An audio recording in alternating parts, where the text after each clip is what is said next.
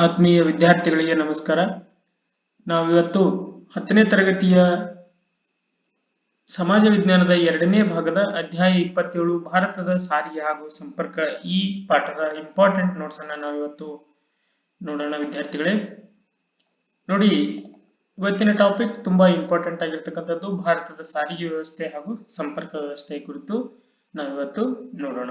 ಹಾಗಾದ್ರೆ ಸಾರಿಗೆ ಅಂದ್ರೆ ಏನು ಅನ್ನೋದನ್ನ ನೋಡೋದಾದ್ರೆ, ವಸ್ತುಗಳು, ಸೇವೆಗಳು, ಮಾಹಿತಿ ಮತ್ತು ಸರಕುಗಳನ್ನು ಒಂದು ಸ್ಥಳದಿಂದ ಮತ್ತೊಂದು ಸ್ಥಳಕ್ಕೆ ಸಾಗಿಸುವುದನ್ನು ನಾವೇನಂತ ಕರಿತೀವಿ? ಸಾರಿಗೆ ಅಂತ ಕರಿತೀವಿ. ಹಾಗಾದ್ರೆ ಸಾರಿಗೆಯ ವಿಧಗಳು ಯಾವುವು ಅಂದ್ರೆ ರಸ್ತೆ ಸಾರಿಗೆ, ರೈಲು ಸಾರಿಗೆ, ಜಲ ಸಾರಿಗೆ, ವಾಯು ಸಾರಿಗೆ. ಈ 4 ಪ್ರಮುಖವಾಗಿರ್ತಕ್ಕಂಥ ವಿಧಗಳು ಸಾರಿಗೆಯಲ್ಲಿ ಬರ್ತವೆ. ಹಾಗಾದ್ರೆ ಸಾರಿಗೆಯ ಪ್ರಾಮುಖ್ಯತೆ ಏನು, ನಮಗೆ ಸಾರಿಗೆ ವ್ಯವಸ್ಥೆ ಏಕೆ ಬೇಕು ಅನ್ನೋದನ್ನ ನೋಡೋದಾದ್ರೆ, ಭಾರತ ಕೃಷಿ ಪ್ರಧಾನವಾಗಿರ್ತಕ್ಕಂಥ ರಾಷ್ಟ್ರವಾಗಿರುವುದರಿಂದ ವ್ಯವಸಾಯದಲ್ಲಿ ಬೆಳೀತಕ್ಕಂಥ ಬೆಳೆಗಳನ್ನ, ಉತ್ಪನ್ನಗಳನ್ನ ಅದನ್ನ ಮಾರುಕಟ್ಟೆಗೆ ಸಾಗಿಸಲಿಕ್ಕೆ ನಮಗೆ ಏನ್ ಬೇಕು? ಸಾರಿಗೆ ವ್ಯವಸ್ಥೆ ತುಂಬಾ ಅವಶ್ಯಕತೆ ಇದೆ. ಉದಾಹರಣೆಗಾಗಿ ಹಳ್ಳಿಗಳಿಂದ ನಗರಕ್ಕೆ ಸಂಪರ್ಕಗಳನ್ನ ಕಲ್ಪಿಸುವುದಕ್ಕಾಗಿ ಸಾರಿಗೆ ಬೇಕು. ರಸ್ತೆ ಮುಖಾಂತರ ನಾವು ಹೆಚ್ಚು ಅದನ್ನ ಬಳಕೆ ಮಾಡ್ತೀವಿ.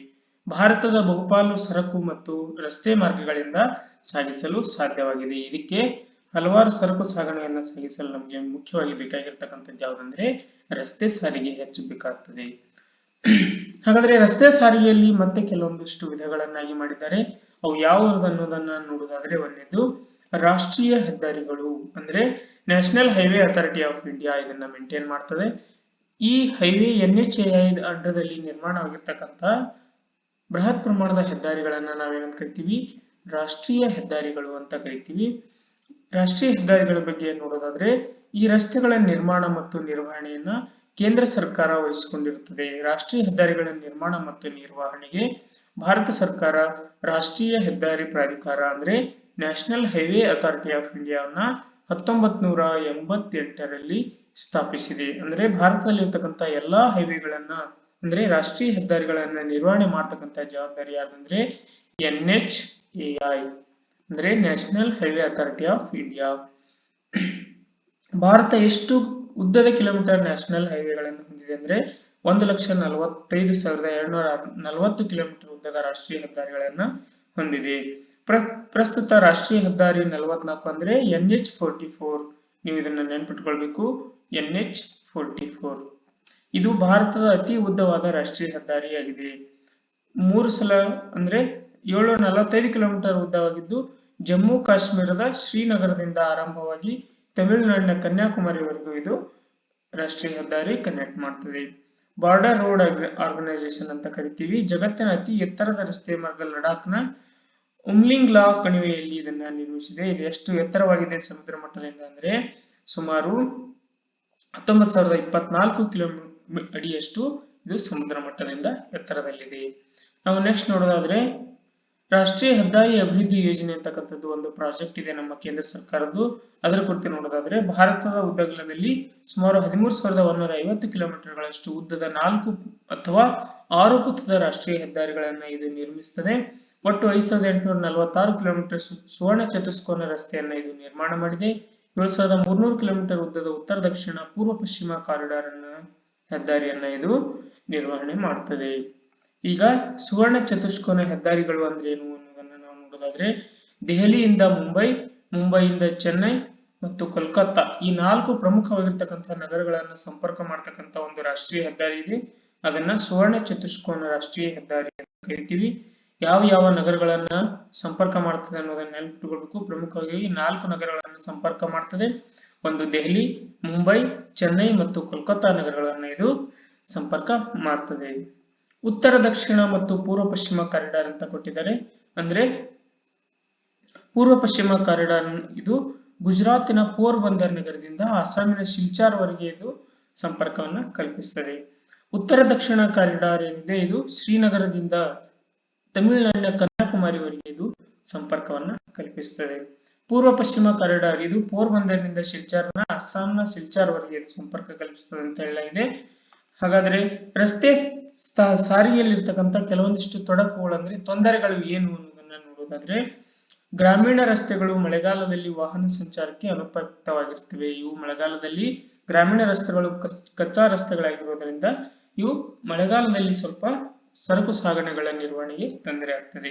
ಎರಡನೇದು, ಪ್ರವಾಹ, ಮಳೆ, ಚಂಡಮಾರುತದಿಂದ ಪ್ರತಿ ವರ್ಷವೂ ಈ ಗ್ರಾಮೀಣ ಭಾಗದಲ್ಲಿ ಇರ್ತಕ್ಕಂಥ ರಸ್ತೆಗಳು ಹಾಳಾಗ್ತವೆ.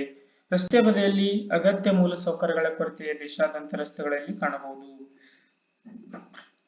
ಸವಾರರಿಗೆ ಅಂದ್ರೆ ರಸ್ತೆ ಮುಖಾಂತರ ಸಾಗಿಸ್ತಕ್ಕಂಥ ಪ್ರಯಾಣಿಕರಿಗೆ ಮೂಲ ಸೌಕರ್ಯಗಳಂದ್ರೆ ಶೌಚಾಲಯಗಳಾಗಿರ್ಬೋದು, ವಿಶ್ರಾಂತಿ ಕೊಠಡಿಗಳಾಗಿರ್ಬೋದು, ಬಸ್ ನಿಲ್ದಾಣಗಳಾಗಿರ್ಬೋದು, ಯಾವುದೇ ರೀತಿಯ ಮೂಲ ಸೌಕರ್ಯಗಳು ಇರಲಾರದು ಕೂಡ ಇದು ಪ್ರಮುಖ ತೊಂದರೆಯಾಗಿದೆ.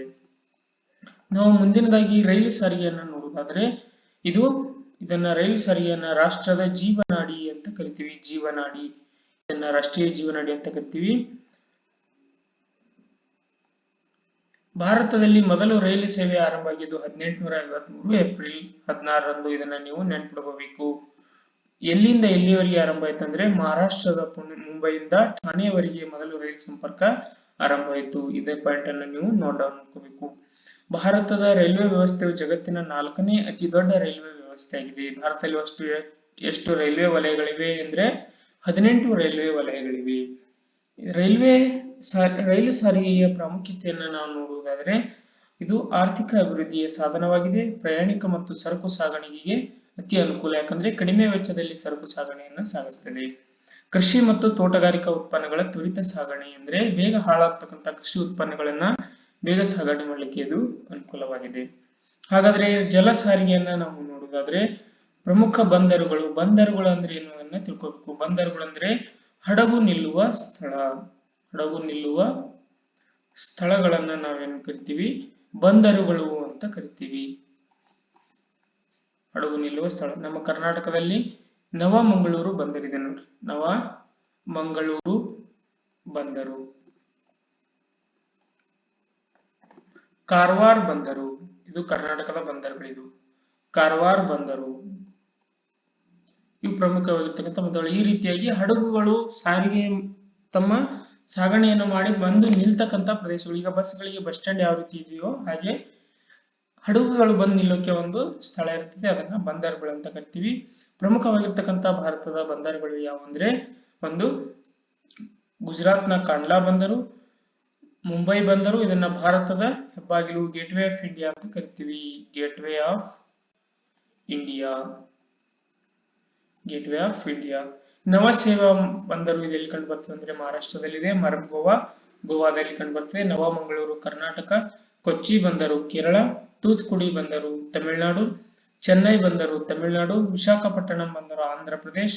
ಇದು ನೈಸರ್ಗಿಕವಾಗಿ ನಿರ್ಮಾಣವಾಗಿರ್ತಕ್ಕಂಥ ಬಂದರಾಗಿದೆ. ಪಾರಾದೀಪ್ ಬಂದರು ಒಡಿಸ್ಸಾ.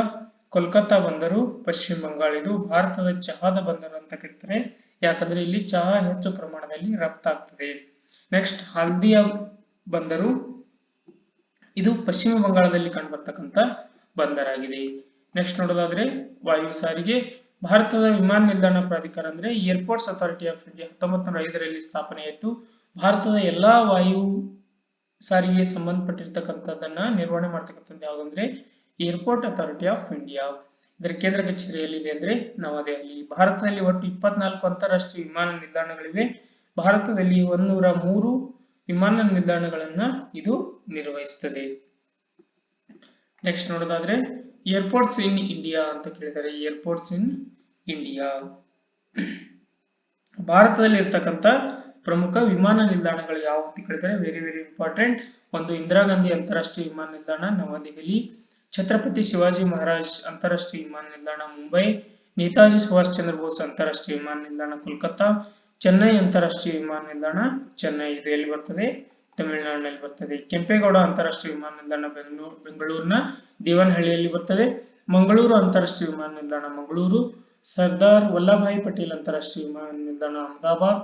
ನೆಕ್ಸ್ಟ್ ಲೋಕಪ್ರಿಯ ಗೋಪಿನಾಥ್ ಬಾರ್ಡೋಲಿ, ಇದು ವಿಶೇಷವಾಗಿರ್ತಕ್ಕಂಥ ವಿಮಾನ ನಿಲ್ದಾಣ, ಇದು ಅಸ್ಸಾಂನ ಗುವಾಹಟಿಯಲ್ಲಿ ಕಂಡುಬರ್ತದೆ.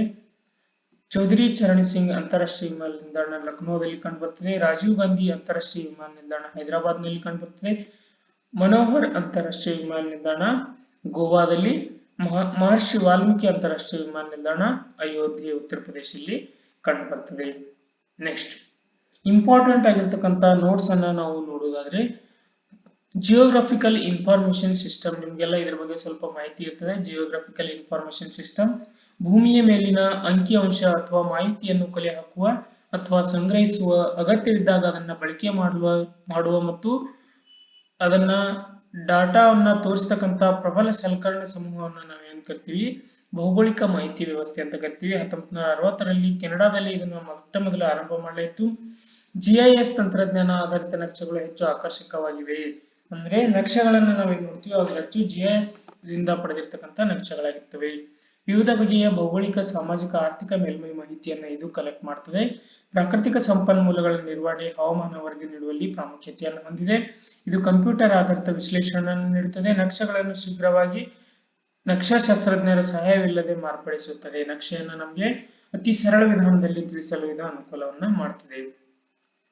ಹಾಗಾದ್ರೆ ಪ್ರಸ್ತುತ ಬಳಕೆಯಲ್ಲಿರ್ತಕ್ಕಂಥ ಭೌಗೋಳಿಕ ಮಾಹಿತಿ ವ್ಯವಸ್ಥೆಗಳು ಯಾವಂದ್ರೆ ಒಂದು Apple ArcInfo, AutoCAD, MapInfo ಮತ್ತು ಆರ್ಪಿಯು. ಇವು ಪ್ರಮುಖವಾಗಿರ್ತಕ್ಕಂಥ ಜಿಯೋಗ್ರಫಿಕಲ್ ಇಂಡಿಕೇಶನ್ ಸಿಸ್ಟಮ್ಗಳು ಪ್ರಸ್ತುತದಲ್ಲಿರ್ತಕ್ಕಂಥದ್ದು. ಇವು ವೆರಿ ಇಂಪಾರ್ಟೆಂಟ್ ಆಗಿರ್ತಕ್ಕಂಥದ್ದು. ಇವನ್ನ ನೀವು ನೆನ್ಪಿಟ್ಕೊಳ್ಬೇಕು. ಗ್ಲೋಬಲ್ ಪೊಸಿಷನಿಂಗ್ ಸಿಸ್ಟಮ್ ನೀವೆಲ್ಲ ಈಗ ಯೂಸ್ ಮಾಡ್ತಿರಲ್ಲ, ಗೂಗಲ್ ಮ್ಯಾಪ್ ಅಂತ ಯೂಸ್ ಮಾಡ್ತೀರಿ ನೋಡ್ರಿ, ಅದು GPS ಅಂತ ಕರಿತೀವಿ. ಈ GPS ಯಾವ ರೀತಿ ವರ್ಕ್ ಮಾಡ್ತಾ ಇದೆ ನೋಡ್ರಿ. ಭೂಮಿಯ ಮೇಲೆ ಯಾವುದೇ ಒಂದು ಸ್ಥಿರವಾಗಿರುವ ಚಲಿಸುತ್ತಿರುವ ವಸ್ತು ಅಥವಾ ವ್ಯಕ್ತಿ ಅಥವಾ ಸ್ಥಾನವನ್ನ ಅಕ್ಷಾಂಶ ಮತ್ತು ರೇಖಾಂಶಗಳ ಮೂಲಕ ಇದು ನಿಖರವಾಗಿ ಗುರುತಿಸುತ್ತದೆ. GPS ವ್ಯವಸ್ಥೆಯನ್ನು ಪಾತ್ ಫೈಂಡರ್ ಎಂದು ಕರೆಯುತ್ತಾರೆ. ಇದನ್ನ ನೀವು ನೆನಪಿಟ್ಕೋಬೇಕು, ಪಾತ್ ಫೈಂಡರ್. ಇದರ ಉಪಯೋಗಗಳೇನು? ಭೌಗೋಳಿಕ ಸ್ಥಾನವನ್ನ ಗುರುತಿಸುತ್ತದೆ. ಅಂದ್ರೆ ಯಾವ ಊರು, ಯಾವ ಹಳ್ಳಿ, ಯಾವ ರಸ್ತೆಯನ್ನು ಗುರುತಿಸಬೇಕಾದ್ರೆ ಇದು ಪ್ರಮುಖವಾಗಿರ್ತಕ್ಕಂಥ ಪಾತ್ರ ವಹಿಸುತ್ತದೆ. ಮನೆ ಬಾಗಿಲಿಗೆ ಸೇವೆ ಕೊಡುವ GPS ಆಧಾರಿತ ವ್ಯವಸ್ಥೆಗಳು, ಉದಾಹರಣೆಗೆ ಹೋಮ್ ಡೆಲಿವರಿ ಅಂತ ಇರ್ತದೆ. ನೀವು ಆನ್ಲೈನ್ ಏನೋ ಒಂದು ಆರ್ಡರ್ ಮಾಡ್ತೀರಿ, ಅದು ನಿಮ್ಮ ಲೊಕೇಶನ್ ಆಧಾರಿತವಾಗಿ ಅವರು ನಿಮ್ಮ ಮನೆಗೆ ಬಂದು ಅದನ್ನ ಕೊಡ್ತಾರೆ. ಅದು ಯಾವುದರಿಂದ ಸಾಧ್ಯ ಆಗ್ತದೆ ಅಂದ್ರೆ GPS ಮುಖಾಂತರ ಸಾಧ್ಯವಾಗ್ತದೆ. ನೆಕ್ಸ್ಟ್, ಅರಣ್ಯ ಹಾಗೂ ಪರ್ವತ ಚಾರಣ ಮಾಡುವವರಿಗೆ ಮಾರ್ಗ ತಿಳಿಸಲು. ನೀವು ಅರಣ್ಯದಲ್ಲಿ ಎಲ್ಲಿ ಯಾವ ರೀತಿ ರಸ್ತೆ ಇದೆ ಅಂತ ನಮ್ಗೆ ಗೊತ್ತಾಗುದಿಲ್ಲ, ಅದನ್ನ GPS ಮುಖಾಂತರ ನಾವು ಏನ್ ಮಾಡಬಹುದು, ತಿಳ್ಕೋಬಹುದು. ಸೈನಿಕರು, ವೈಮಾನಿಕರು, ವಿಮಾನಗಾರರು, ನಾವಿಕರಿಗೆ ಇದು ಅನುಕೂಲ. ನಾವಿಕರಿಗೆ ಸಮುದ್ರದಲ್ಲಿ ಮಾರ್ಗ ತಿಳಿಯುವುದರಲ್ಲಿ ಬಹಳ ಕಷ್ಟ ಆಗ್ತದೆ. ಆ ಸಮಯದಲ್ಲಿ ಏನ್ ಮಾಡ್ತಾರೆ ಅಂದ್ರೆ ಅವರು GPS ಆಧಾರಿತ ಮ್ಯಾಪ್ ಅನ್ನು ಯೂಸ್ ಮಾಡಿ ತಮ್ಮ ಮಾರ್ಗವನ್ನ ಕಂಡುಕೊಳ್ತಾರೆ. ನೆಕ್ಸ್ಟ್ ನೋಡೋದಾದ್ರೆ ದೂರ ಸಂವೇದಿ ತಂತ್ರಜ್ಞಾನ ಅಂತ ಇದೆ. ಅಂದ್ರೆ ರಿಮೋಟ್ ಸೆನ್ಸಿಂಗ್ ಟೆಕ್ನಾಲಜಿ ಅಂತ ಕರಿತೀವಿ. ಭೂಮಿಯ ಮೇಲಿನ ಸಂಬಂಧಿತ ಅಂಕಿಅಂಶಗಳ ಸಂಗ್ರಹಣೆಯಲ್ಲಿ ಇದು ಆಧುನಿಕ ತಂತ್ರಜ್ಞಾನವಾಗಿದೆ. ಭೌತಿಕವಾಗಿ ವಸ್ತುಗಳನ್ನು ಸ್ಪರ್ಶಿಸದೆ ದೂರದಿಂದಲೇ ಅವುಗಳಿಗೆ ಸಂಬಂಧಿಸಿದ ಮಾಹಿತಿ ಸಂಗ್ರಹಣೆಯನ್ನ ಇದು ಕಲೆ ಹಾಕ್ತದೆ. ವೈಮಾನಿಕ ಚಿತ್ರಗಳು, ಉಪಗ್ರಹಗಳಿಂದ ಪಡೆದ ಚಿತ್ರಗಳು ದೂರ ಸಂವೇದಿ ತಂತ್ರಜ್ಞಾನದಿಂದ ರಚಿಸಲ್ಪಟ್ಟಿವೆ. ಫಾರ್ ಎಕ್ಸಾಂಪಲ್, ಚೀನಾ ಗಡಿಯಲ್ಲಿ ಚೀನಾ ದೇಶದ ಸೈನಿಕರು ಏನ್ ಮಾಡ್ತಿದ್ರು, ಒಂದಿಷ್ಟು ತಮ್ಮ ಕಚೇರಿಗಳನ್ನ ಅಥವಾ ಮನೆಗಳನ್ನ ನಿರ್ಮಿಸ್ತಿದ್ರು. ಅದು ಈ ರಿಮೋಟ್ ಸೆನ್ಸಿಂಗ್ ಟೆಕ್ನಾಲಜಿಯ ಮುಖಾಂತರ ಅದನ್ನ ಉಪಗ್ರಹವೇ ಸೆರೆ ಹಿಡಿದು ನಮ್ಮ ದೇಶದವರಿಗೆ ಕಳಿಸ್ತು. ಇದರಿಂದ ನಮ್ಮ ದೇಶದ ಸೈನಿಕರು ಎಚ್ಚೆತ್ತುಕೊಳ್ಳಲಿಕ್ಕೆ ಇದು ಅನುಕೂಲವಾಯಿತು. ಇದರ ಉಪಯೋಗಗಳು ಏನೇನು ನೋಡೋದಾದ್ರೆ, ಭೂಮಿಯ ಮೇಲಿನ ಸರ್ವೇಕ್ಷಣೆಗಿಂತ ಅತಿ ಶೀಘ್ರ, ಅಲ್ಪಾವಧಿ ಮತ್ತು ಕಡಿಮೆ ವೆಚ್ಚದ ಮಾಹಿತಿ ಸಂಗ್ರಹಕ ವಿಧಾನ ಇದಾಗಿದೆ. ಇದರಿಂದ ಪಡೆಯುವ ಮಾಹಿತಿಯು ಕಂಪ್ಯೂಟರ್ಗಳಿಂದ ವಿಶ್ಲೇಷಿಸಬಹುದಾಗಿದೆ. ಹವಾಮಾನ ವೈಪರೀತ್ಯ, ಭೂಮಿ ಮೇಲೆ ಅಡಚಣೆಗಳಿದ್ದರೂ ದೂರ ಸಂವೇದಿ ಚಿತ್ರಗಳನ್ನ, ಉಪಗ್ರಹಗಳನ್ನ ಇದರಿಂದ ನಾವು ಏನ್ ಮಾಡಬಹುದು, ಪಡೆಯಬಹುದು. ಪ್ರಕೃತಿ ವಿಕೋಪಗಳ ಮುನ್ಸೂಚನೆ ಹಾಗೂ ನೈಜ ಅಧ್ಯಯನಕ್ಕೆ ಇದು ಹೆಚ್ಚು ಸಹಾಯಕವಾಗಿದೆ. ಉಪಗ್ರಹ ಚಿತ್ರಗಳ ಭೂ ಬಳಕೆ, ಅರಣ್ಯ ಪ್ರದೇಶ, ಜಲರಾಶಿ, ವಸತಿ ಪ್ರದೇಶಗಳು, ಬೆಳೆಗಳ ಹಂಚಿಕೆ, ಭೂ ಸವೆತ, ಖನಿಜ ನಿಕ್ಷೇಪಗಳನ್ನು ಗುರುತಿಸಲು ಇದು ಸಹಾಯ ಮಾಡ್ತದೆ. ಇದು ಸಾರಿಗೆ ಮತ್ತು ಸಂಪರ್ಕ, ಭಾರತದ ಸಾರಿಗೆ ಮತ್ತು ಸಂಪರ್ಕ ಪಾಠದ ಅತಿ ಇಂಪಾರ್ಟೆಂಟ್ ಆಗಿರ್ತಕ್ಕಂಥ ನೋಟ್ಸ್ ಇದಾಗಿದೆ. ನಿಮ್ಮ ಎಕ್ಸಾಮ್ ಪರ್ಪಸ್ಗೆ ಇದನ್ನ ನೀವು ಯೂಸ್ ಮಾಡ್ಕೊಳ್ಬಹುದು. ಇದಿಷ್ಟನ್ನ ಬರೆದ್ರೆ ನೀವು ಹೆಚ್ಚು ಅಂಕಗಳನ್ನ ಪಡಿಬಹುದು. ಈ ವಿಡಿಯೋ ಅಥವಾ ಈ ಪಾಠ ನಿಮಗೆ ಇಷ್ಟ ಆಗಿದ್ರೆ ಇದನ್ನ ಲೈಕ್ ಮಾಡಿ, ನಿಮ್ಮ ಗೆಳೆಯರೊಂದಿಗೆ ಇದನ್ನ ಶೇರ್ ಮಾಡಿ ಮತ್ತು ನಮ್ಮ ಚಾನೆಲ್ನ ತಪ್ಪದೆ ಸಬ್ಸ್ಕ್ರೈಬ್ ಮಾಡಿ ಅಂತ ಹೇಳ್ತಾ, ನಮ್ಮ ಚಾನೆಲ್ನ ನೀವೆಲ್ಲ ಸಪೋರ್ಟ್ ಮಾಡ್ತೀರಿ ಅಂತ ಹೇಳ್ತಾ, ಮುಂದಿನ ಅಧ್ಯಾಯವನ್ನ ಮತ್ತೆ ಮುಂದಿನ ತರಗತಿಯಲ್ಲಿ ಹೇಳುತ್ತೇನೆ. ಅಲ್ಲಿಯವರೆಗೂ ನಮಸ್ಕಾರ.